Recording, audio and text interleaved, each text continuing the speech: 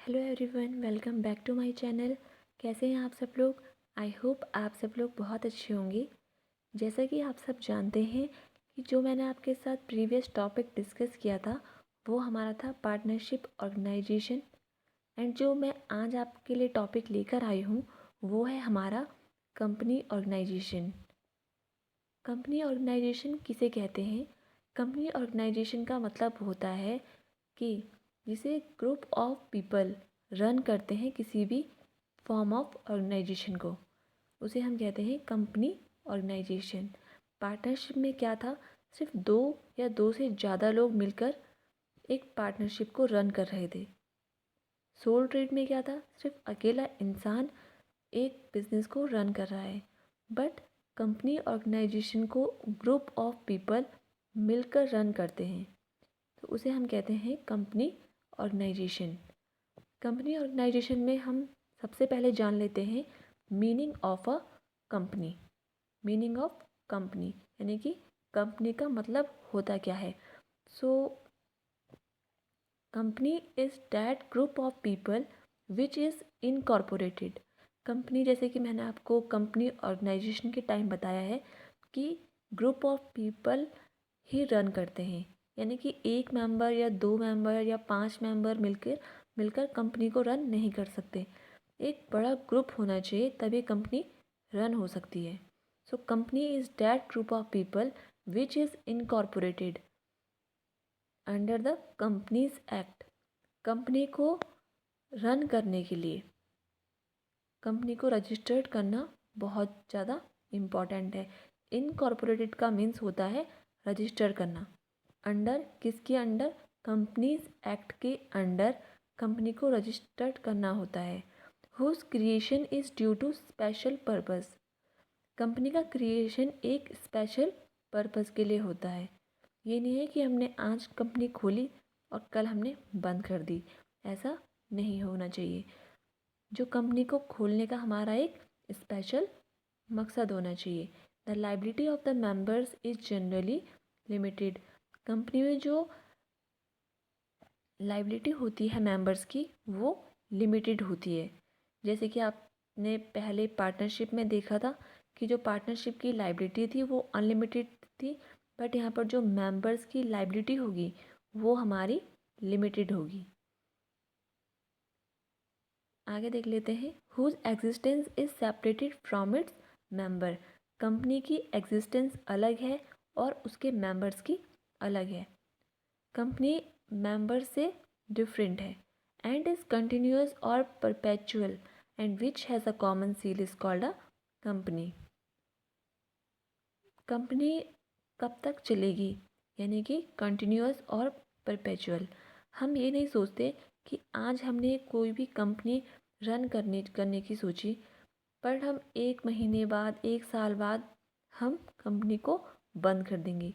हमारा जो जो मेंबर्स होते हैं जो कंपनी को रन कर रहे हैं उनका माइंडसेट यही होता है कि कंपनी को हम लॉन्ग टाइम तक रन करेंगे। सो उसे हम बोलते हैं कंटिन्यूअस और perpetual. And which has a common seal. Company की एक कॉमन सील होती है जो कि रजिस्टर्ड के टाइम मिलती है और कंपनीज एक्ट इसे प्रोवाइड करवाता है। मीन्स कंपनी को हम आर्टिफिशियल पर्सन भी कहते हैं। आर्टिफिशियल पर्सन साइन नहीं कर सकता, इसीलिए कंपनीज एक्ट जो है एक कंपनी को एक कॉमन सील प्रोवाइड करवाता है जिसमें कंपनी का नाम लिखा रहता है, सिग्नेचर किए होते हैं। इस कॉल्ड अ कंपनी, इसे उसे ही हम कंपनी कहते हैं। Meaning of a company I hope आपको समझ आ गया होगा।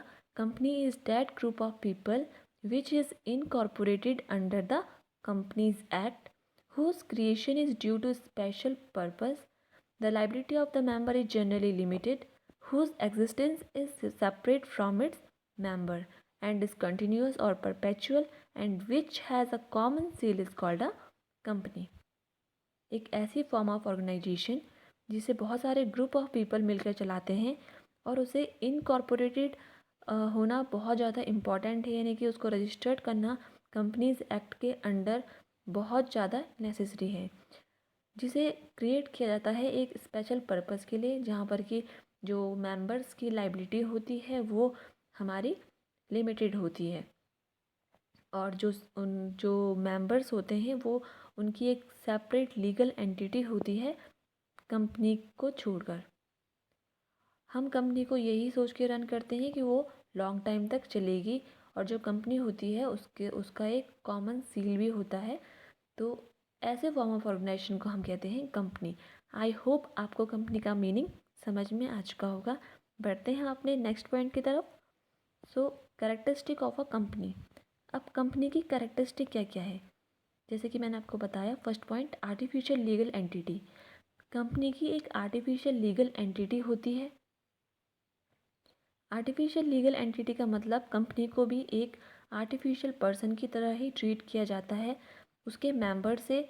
और कंपनी कंपनी और मेंबर्स दोनों अलग अलग ही होते हैं कंपनीज एक्ट के तहत। दूसरा है सेपरेट लीगल एंटिटी। कंपनी की जो लीगल एंटिटी है वो सेपरेट होती है उसके मेंबर से। कैसे?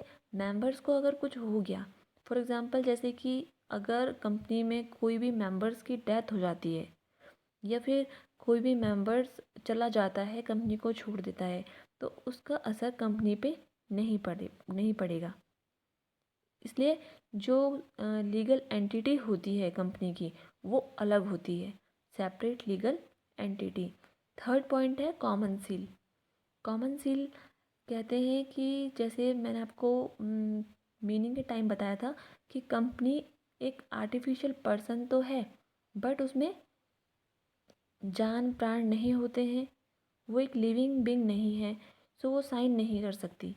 सो उसे कंपनीज एक्ट जो है एक कॉमन सील प्रोवाइड करवाता है जिसमें कि कंपनी का नाम मेंशन होता है, लाइक नाइकी, पूमा, आप ये सब एग्जांपल इसमें देख सकते हैं। इनका अपना खुद का नाम है, यानी कि जो भी इनके प्रोडक्ट होंगे उसमें कंपनी का नाम लिखा होगा। So common seal. फोर्थ है हमारा लिमिटेड लाइबिलिटी। जो मेंबर्स होते हैं कंपनी में उनकी जो लाइबिलिटी होती है वो लिमिटेड लाइबिलिटी होती है। मतलब अगर आगे चल के कंपनी में कोई भी लॉस होता है, सो कंपनी उन्हें कॉल करेगी सिर्फ उतना ही शेयर देने के लिए जितना कि उन्होंने कंपनी को ओपन करते टाइम लगाया होगा। अदरवाइज़ उनका कोई भी एक्स्ट्रा शेयर नहीं जाता है कंपनी में। इसीलिए बहुत सारे लोग कंपनी में अपने पैसे लगाते हैं। लास्ट है हमारा separation of ownership. Separation of ownership का मतलब होता है कि जो ओनर है कंपनी को रन करता है बोर्ड ऑफ डायरेक्टर। कंपनी का जो मैनेजिंग सिस्टम है उसे बोर्ड ऑफ डायरेक्टर ही संभालता है, यानी कि जो कंपनी को चलाने वाला है, कंपनी की एक्टिविटीज़ को देखने वाला है, उसको हम कहते हैं बोर्ड ऑफ डायरेक्टर। जो शेयर होल्डर है वो ओनर होता है। ओनर ओनर अलग है और बोर्ड ऑफ डायरेक्टर अलग है, इसीलिए सेपरेशन ऑफ ओनरशिप। ओनरशिप से सेपरेट होता है डायरेक्टर। डायरेक्टर ही सारी की सारी मैनेजिंग एक्टिविटी को संभालता है कंपनी के अंडर, बट जो ओनर होता है वो ही सारा का सारा शेयर उसमें लगाता है। लेकिन ओनर कभी भी बिजनेस की एक्टिविटी को नहीं रन करता। बिजनेस की एक्टिविटी को रन कौन करता है? Board of director. So I hope आपको पता चल गया होगा कि कंपनी ऑर्गेनाइजेशन के अंडर मीनिंग ऑफ कंपनी किसे कहते हैं और कैरेक्टरिस्टिक ऑफ कंपनी किसे कहते हैं। अब देख लेते हैं कि कंपनी ऑर्गेनाइजेशन के कुछ फ़ायदे होते हैं और कुछ नुकसान होते हैं, यानी कि merits of a company organisation, and second one is limitation of a company organisation. So merits में देखिए आप, फर्स्ट पॉइंट क्या है? Limited liability. जैसे कि आप सब जानते हैं कि यहाँ पर कंपनी में जो मेंबर्स होते हैं उनकी लाइबिलिटी लिमिटेड लाइबिलिटी होती है। इसीलिए बहुत सारे लोग कंपनी में पार्टनर्स, मतलब कंपनी में मेंबर्स बनते हैं, अपने पैसे लगाते हैं, यानी शेयर्स लगाते हैं, क्योंकि उनको कंपनी में कोई भी फ़ायदा होगा तो उनको प्रॉफिट तो मिलेगा ही मिलेगा। बट अगर लॉस होता है तो कंपनी सिर्फ उतने ही आपसे आपसे पैसे लेगी, आप उतना ही लायबल है पे करने के लिए जितने कि आपने शेयर लगाया होगा। अदरवाइज़ कोई भी एक्स्ट्रा पैसे आपको कंपनी के लॉस को भरने के लिए नहीं देने होते हैं। सेकंड है हमारा शेयर ट्रांसफ़र फैसिलिटी। जैसे कि आप सब जानते हैं कि इसमें शेयर ट्रांसफ़र फैसिलिटी होती है। शेयर ट्रांसफ़र फैसिलिटी मीन्स जैसे पार्टनरशिप में अगर किसी को भी अपना इंटरेस्ट शेयर करना होता है तो फिर सभी पार्टनर की राय ली जाती है। बट कंपनी ऑर्गेनाइजेशन में क्या होता है, शेयर अगर कोई पार्टनर कोई मेंबर अपना प्राइवेट कंपनी में अपने शेयर को ट्रांसफ़र करना चाहता है तो वो बिना किसी के परमिशन के शेयर ट्रांसफ़र कर सकता है। थर्ड है कंटिन्यूटी। जो कंपनी होती है वो बहुत लार्ज होती है, यानी कि उसकी जो ब्रांचेज़ होती है वो बहुत सारी जगहों में होती है। सो कंटिन्यूटी बनी रहती है। बाकी फॉर्म ऑफ ऑर्गेनाइजेशन के मुताबिक कंपनी ऑर्गेनाइजेशन एक ऐसी ऑर्गेनाइजेशन है जिसमें कि कंटिन्यूटी स्टेबल रहती है। फोर्थ है हमारा scope for growth and expansion. Company बहुत ज़्यादा बड़े फॉर्म में होती है, सो उसके रिसोर्सेज भी ज़्यादा होंगे, उसमें जो फंड होगा वो भी ज़्यादा होगा। सो कंपनी का जो बोर्ड ऑफ डायरेक्टर है वो एक ऐसे पर्सन को हायर कर सकता है, यानी कि ऐसे मैनेजर को हायर कर सकता है जो कि बहुत ज़्यादा एक्सपर्ट होगा और बहुत ज़्यादा जिसे एक्सपीरियंस होगा। जिस मैनेजर को बहुत एक्सपीरियंस होगा और बहुत ज़्यादा वो मतलब बहुत अच्छा काम करता होगा तो वो कंपनी के मैनेज को बहुत अच्छे से कर सकता है। बट वो पे भी उतनी ही लेगा। सो कंपनी इतना अफोर्ड करती है कि मैनेजर को उसके काम के अकॉर्डिंग उसको सैलरी दे पाए। तो इसलिए जो कंपनी की ग्रोथ है वो ज़्यादा बड़ी रहती है। फिफ्थ है हमारा एफिशिएंट मैनेजमेंट। बहुत सारे लोग मिलकर काम कर रहे हैं, सबके सब अपना डिपार्टमेंट संभाल रहे हैं, सबको पहले ही काम असाइन कर दिया जाता है। हर तरह से मतलब हर कोई एक एक्सपर्ट पर्सन के अंडर वर्क कर रहा है। सो इसीलिए जो मैनेजमेंट होता है कंपनी में वो बहुत ही ज़्यादा एफिशिएंट मैनेजमेंट होता है। नेक्स्ट है हमारे limitation of company organisation. Company organisation की कुछ लिमिटेशन होती है। Lack of motivation. जैसे कि आप सब जानते हैं कि कंपनी की और उनके मेंबर्स की जो ट्यूनिंग होती है वो नहीं मिलती, क्योंकि इनकी एक सेपरेट लीगल एंटिटी है, यानी कि कंपनी अलग है और उसके मेंबर्स अलग हैं। इसीलिए इनके बीच में कोई भी बॉन्ड नहीं बन पाता है, तो कोई भी मोटिवेशन नहीं, यहाँ पर लैक ऑफ मोटिवेशन पाया जाता है। नेक्स्ट है हमारा डिले इन डिसीजन। कंपनी बहुत सारी जगह खुली रहती है, मतलब सिर्फ ये नहीं है कंपनी की मेन ब्रांच एक जगह होगी, सो उसके जो छोटे छोटे ब्रांच होती है वो डिफरेंट डिफरेंट स्टेट में डिफरेंट डिफरेंट एरिया में खुली रहती है। तो कोई भी डिसीज़न लेना होता है तो वो डिले होता है, क्योंकि हर किसी से पूछ कर ही डिसीज़न को लिया जाता है। नेक्स्ट है हमारा डिफ़िकल्टी इन फॉर्मेशन। कंपनी को खोलने से पहले बहुत सारे एंड लीगल वर्क करने होते हैं, जैसे कि कंपनीज़ एक्ट में रजिस्टर करना बहुत ज़्यादा ज़रूरी है होता है, और भी बहुत सारी फॉर्मेलिटीज़ है जो पूरी करनी होती है।